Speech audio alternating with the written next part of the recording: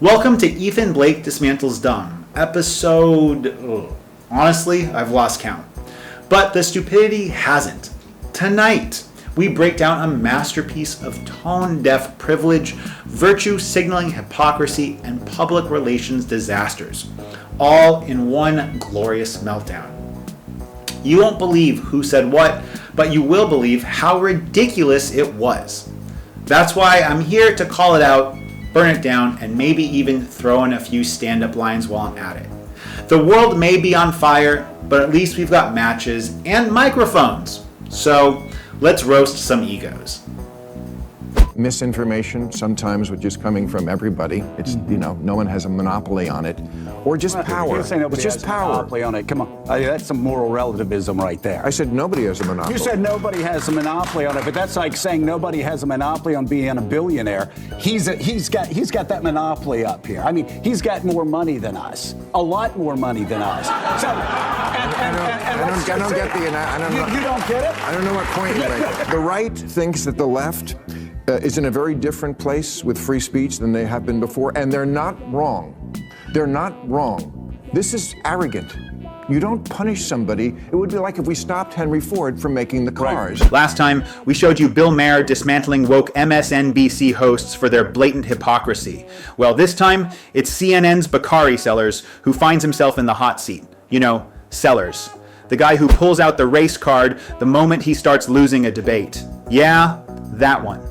His biased takes were completely torn apart by none other than Ben Shapiro, and trust me, it was both brutal and hilarious. Sellers tried to spin his usual narrative, but this time, it didn't fly. Shapiro came prepared, and the takedown was as sharp as it was entertaining. And we're going to break down every second of it for you. But before we get started, don't forget to hit that subscribe button so you never miss bold, unfiltered commentary like this. Let's dive in. Here's where the rubber meets the road, because this is important. He wanted to, this week, he's suing the 12-member commission, the California Coastal Commission. He launches his rockets from Vandenberg Space Force Base. We used to call it Air Force Base, but I guess now we're into Space Force time. He wanted the proposal to expand the number of launches. Okay, again, one of the most impressive companies, an American company. He wants a little more, give it to him. No. The commission, some bureaucrat, said nope, and this is the reason why. Commissioner Carol Hart saying, we're dealing with a company the head of which has aggressively injected himself into the presidential race and made it clear what his point of view is. Yes, because he lives in America, and he can do that. I showed you that clip for a reason, to set the stage for what happened when Ben Shapiro and Bakari Sellers went head-to-head on Bill Maher's show. In the clip you just watched, Sellers takes a jab at Shapiro's intellect, implying that the award-winning Daily Wire host somehow doesn't meet his lofty intellectual standards. Bold move. But when the two finally faced off in real time, it didn't exactly go the way Sellers had hoped. Let's just say the audience quickly realized who was truly lacking substance in the debate. Shapiro didn't just hold his ground, he dominated the exchange with sharp points and clear logic. Take a listen and see for yourself how quickly the tables turned. The right thinks that the left is in a very different place with free speech than they have been before, and they're not wrong. They're not wrong. This is arrogant. You don't punish somebody. It would be like if we stopped Henry Ford from making the cars because we didn't like what but can you take one anecdotal example? One idiot, right? Truly an idiot to stop. This is not an idiot. This is someone with power. An idiot with power is not unusual. Okay, but that's... But having power matters. See what I mean about CNN? Ben Shapiro wasn't speaking in riddles. He was simply explaining that the race debate has multiple layers, and if you don't examine those layers carefully, you end up blaming everything on vague concepts like implicit bias. The kind of invisible force that's about as easy to prove as a Bigfoot sighting. Where's the lie?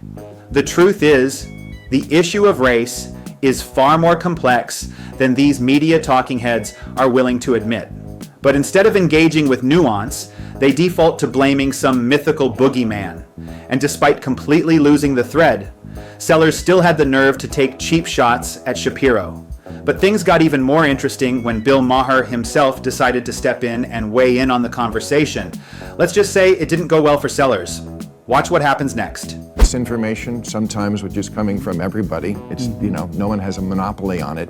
Or just power. You're saying nobody It's just has a power. monopoly on it. Come on. That's some moral relativism right there. I said nobody has a monopoly. You said nobody has a monopoly on it, but that's like saying nobody has a monopoly on being a billionaire. He's got that monopoly up here. I mean, he's got more money than us, a lot more money than us.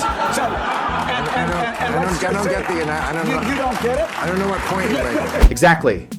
Ben Shapiro was simply making the case that we should address the real, tangible issues of racism instead of getting lost in emotional narratives. Because let's be honest, feelings don't always align with facts. Just because Bakari Seller's father feels like America has returned to the 1960s doesn't automatically make that true. And to his credit, Bill Maher actually called that out. But honestly, are we surprised? Not at all.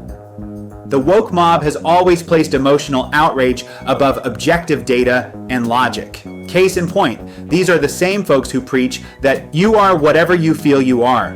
So if a black man feels like he's a white woman, according to their logic, congrats, he is now a white woman. That's the level of absurdity we're dealing with. It's not about truth, consistency, or rational thought. It's about pushing a narrative, no matter how far removed from reality it is. And the moment anyone dares to question it, boom, you're labeled hateful, ignorant, or worse. Meanwhile, the rest of us are left scratching our heads, wondering how common sense became offensive and when facts became optional in national debates. You're saying it's both sides, isn't it? Well, there is no doubt. There's no misinformation. There's some disinformation from the left, but comparing it to what Donald Trump spews out every day, every week, comparing it to what Elon Musk is spewing out, unfortunately, on X, you sound like Brett Stevens now, with all due respect. It's a joke. That's a real-time. And you sound like him, who looks like Rachel Maddow. Spot on, Bill Maher. The idea that you're not allowed to talk about racism unless you've personally experienced it is utterly absurd. By that logic, no one could speak on poverty unless they've been homeless, or weigh in on crime unless they've been mugged. It's a weak argument, meant to shut down conversation, not promote it.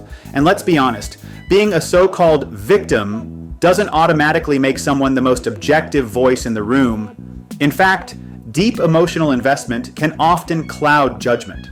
That's why open, honest dialogue, especially from diverse perspectives, is crucial to finding real solutions and common ground. But do race hustlers like Bakari Sellers, Joy Reid, and Sunny Hostin want honest conversation? Of course not. They thrive on division. Instead of encouraging thoughtful discussions, they lean into race-baiting tactics that stoke resentment and keep people trapped in a mindset of victimhood. Because here's the truth, if racism were no longer seen as the insurmountable force they portray it to be, they'd have nothing sensational to shout about on primetime TV. Their influence depends on keeping the public angry and afraid. This isn't about justice, it's about power. The more they convince people they're oppressed, the more control they gain. Meanwhile, actual solutions to help communities move forward get pushed aside. And the people they claim to represent? They're left exactly where they started, forgotten, while the cameras keep rolling.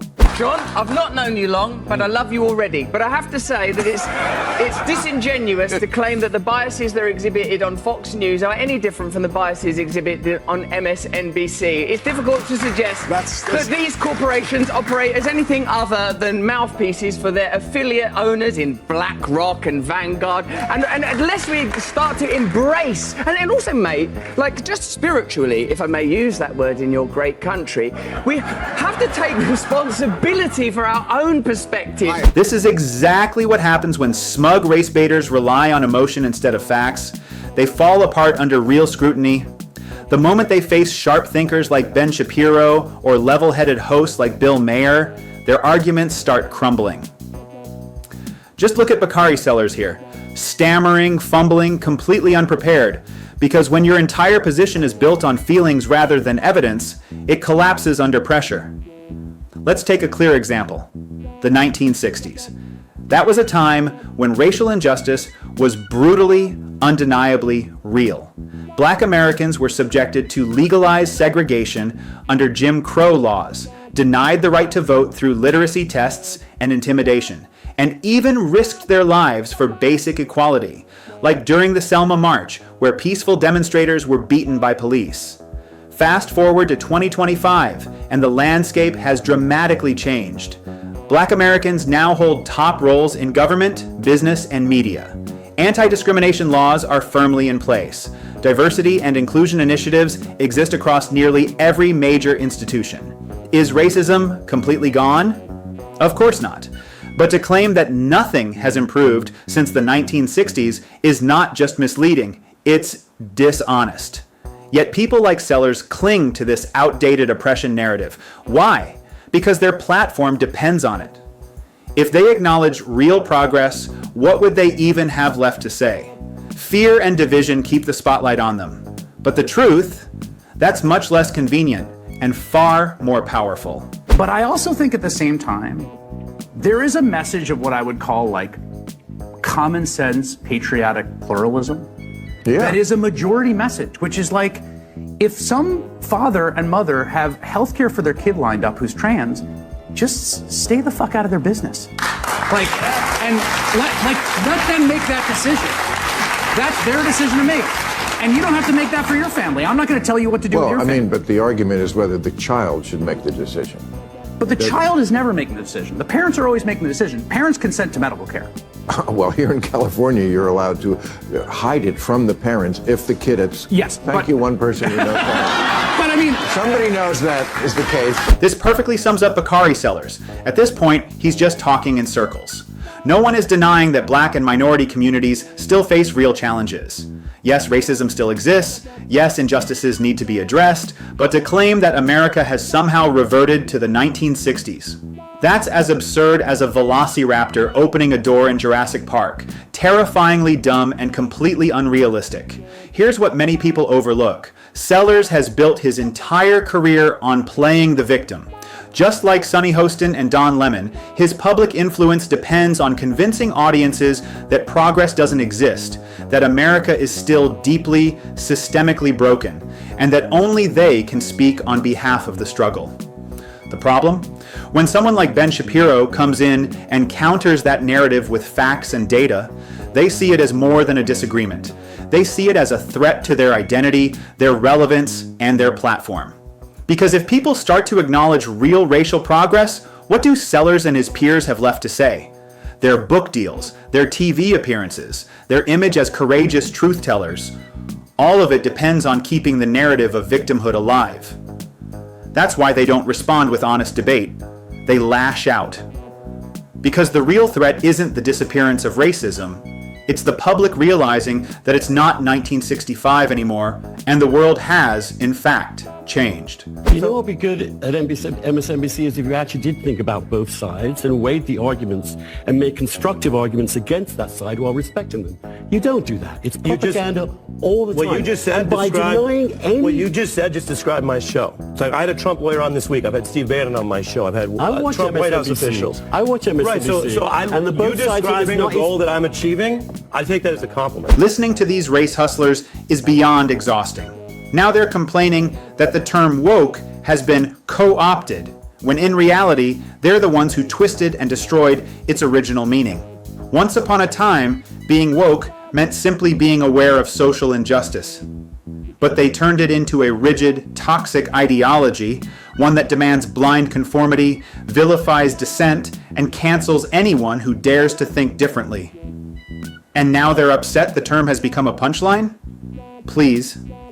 Let's be honest, we didn't need the word woke to begin with. Thinking critically and caring about the marginalized should be basic human decency, not a trendy buzzword. But of course, that's not enough for the woke mob. They don't just want awareness, they want control. And what's with the constant obsession of dragging Christianity into every cultural debate? As if it's the only religion that promotes justice and compassion. It's obvious why they do it. Christianity is a convenient target. It's low-hanging fruit they can attack freely, knowing there are little to no consequences. But you'll never see them go after other religions with the same energy. Why? Because they know better. Funny how that works, isn't it? And I think to sit within the castle of MSNBC throwing rocks at Fox News is ludicrous. My friend, make MSNBC better. Make MSNBC great again. My friend, I would. The moment fight them on a territory you can win on, Joe. Russell, darling,